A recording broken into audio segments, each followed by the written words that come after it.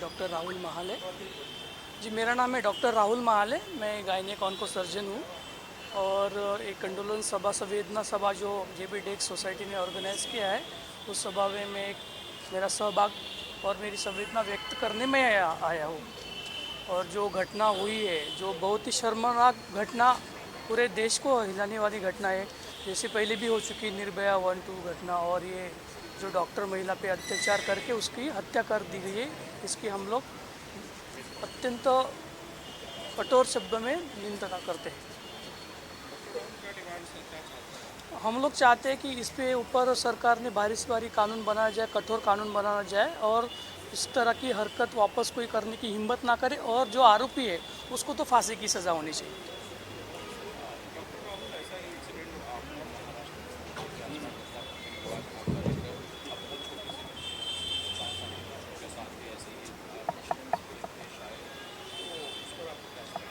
जी, ये तो उससे भी भयानक दर्दनाक घटना हमने सुनने आई कि कल बदलापुर के या 4 साल के बच्चे के साथ एक गलत व्यवहार हो गया है। तो इस तरीक़ा से जो घटना हुई है, तो सबसे पहले हमने अपने आप में सब परिवर्तन लाना चाहिए। व्यक्ति ने घर से खुद से शुरू करना चाहिए, अपने बच्चों को अच्छी शिक्षा देनी चाहिए, सो दैट उसके बच्चे आगे जाके समाज में आके, मतलब लड़के जो समाज में आएंगे वो अच्छी तरीके से वुमेंस का और महिलाओं का सम्मान करेंगे, और ऐसी घटना बार ना हो, और समाज में भी परिवर्तन लाना जरूरी है। और इसके ऊपर ज़्यादा से ज़्यादा कठोर सरकार ने इसके ऊपर नियम लाना चाहिए।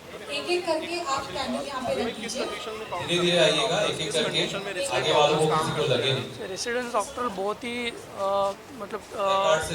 ज़्यादा काम करते हैं, जिसमें उनको वर्क का लोड रहता है, पेशेंट का लोड रहता है, स्टाफ का लोड रहता है, रिलेटिव्स का लोड रहता है। तो बहुत सारी कठिनाइयों में अपने भारत में जो प्रशिक्षणार्थी रेसिडेंट डॉक्टर काम करते, शिकाऊ डॉक्टर काम करते, ऐसे डॉक्टर को, विशेषतः महिला डॉक्टर को सरकार ने मदद सेवा पुरानी चाहिए और उनको सुरक्षा देनी चाहिए।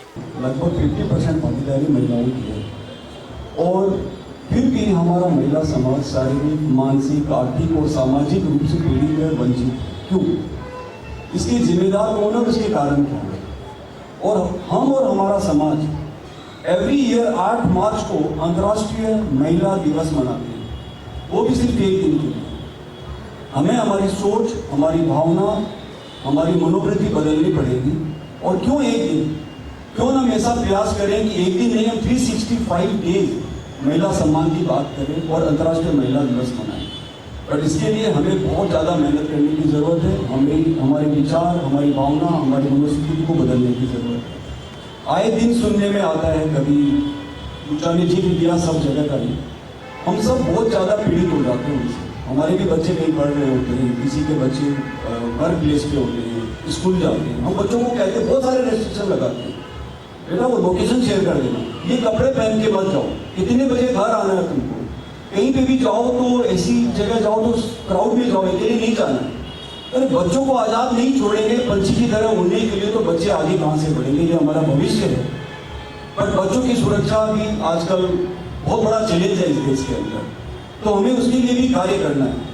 एक हमारे जानने वाले गुरु हैं, उन्होंने एक बात कही थी एक प्रोग्राम में कि सुधरे व्यक्ति समाज व्यक्ति से राष्ट्र स्वयं सुधरेगा। मतलब हमें सुधरने की जरूरत है, हम सुधरेंगे, हमें हमारे तरफ से as an individual I have to step forward, मुझे खुद को सुधारना है। मैं सुधरूंगा तो मेरा परिवार, मेरा समाज और जेपीटेक, फिर मलाड, फिर मुंबई, फिर राष्ट्र सुधरेगा। पर उसके लिए हमें सबको प्रयास करने की जरूरत है। ये एक के किसी के करने से नहीं होगा, हमें सबकी एक कलेक्टिव एफर्ट करना पड़ेगा, और कलेक्टिव एफर्ट के साथ में जब हम आगे बढ़ेंगे तो हम प्रिवेंटिव मेजर्स भी लेके आएंगे, क्यों इस तरह की घटनाओं को रोका जाए। और साथ ही साथ गवर्नमेंट से भी हम गुजारिश करेंगे कि कठोर से कठोर कानून बने और उस पर जल्द से जल्द कार्रवाई हो। दोस्तों कुछ भी असंभव नहीं है, सब कुछ संभव है। अगर हम एकजुट हो गए तो हमारी आवाज़ कहाँ तक भी पहुँच सकती है। हमें खाली जुड़ना है और कलेक्टिवली आवाज़ उठाना है। याद रखिए असंभव कुछ नहीं है। उनको बदलाव लाने का एक कंपल्सिव इश्यू बन जाए और उनको ये कंपल्सरी ये थोड़े ही दिनों में अपने को चाहिए उस टाइप के लॉ एंड ऑर्डर्स को इम्प्लीमेंट किए, वो अपने को देखना है। बट स्टार्ट कहाँ होगा? स्टार्ट जैसे सबने बताया है अपने घर में होगा। अगर मेरी डॉटर है तो मैं उसको समझाऊंगा, मैं उसको सिखाऊंगा। बट अगर मेरे घर में मेरा बेटा है तो मैं उसको भी वही चीज़ें समझाऊंगा कि उसको किस तरह से रिस्पेक्ट देना है। अगर वो आज 6 साल की उम्र में, 10 साल की उम्र में, 15 साल की उम्र में वो समझेगा तो डेफिनेटली वो जब 20 का होगा, 25 का होगा तो उसके मन में वो एक respect level for the opposite sex will always be there, and that is what we want. That we want from grassroots level the changes, and it is up to us as educated people living in civilized society कि हम ये message जितना जल्दी और जितना strongly हम लोग उसको implement करें वो अपने लिए बेहतर होगा।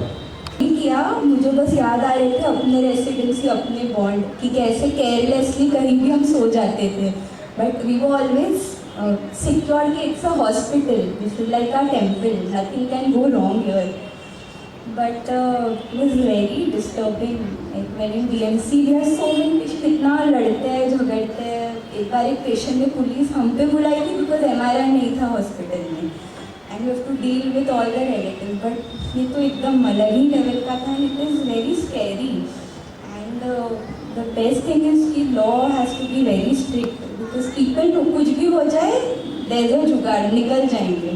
But until and unless it is very strict, the man should get scared कि if I touch a woman then I'll be hanged or whatever it is। वो डर ही नहीं है किसी में, तो फिर करते ही जाएंगे। And in spite of all this, ये चालू होते हुए भी 10 to 15 केसेस, जैसे रिसेंटली अभी बदलापुर में 2 4-year-old girls, there is no explanation to it कि was she wearing short clothes or was she in a pub, was she in a bar, was she hanging out late at 2 AM, she is a 4-year-old girl। and even during my residency हमारे पास ऐसे rape cases आते थे जिनको हमको examine करता था, इतने सारे 4 year, 12 year, 10 year, and many of them at very small age वो प्रेगनेंट, उनको समझ भी नहीं आता था क्या कॉन्सिक्वेंसेज है। So it's just very upsetting and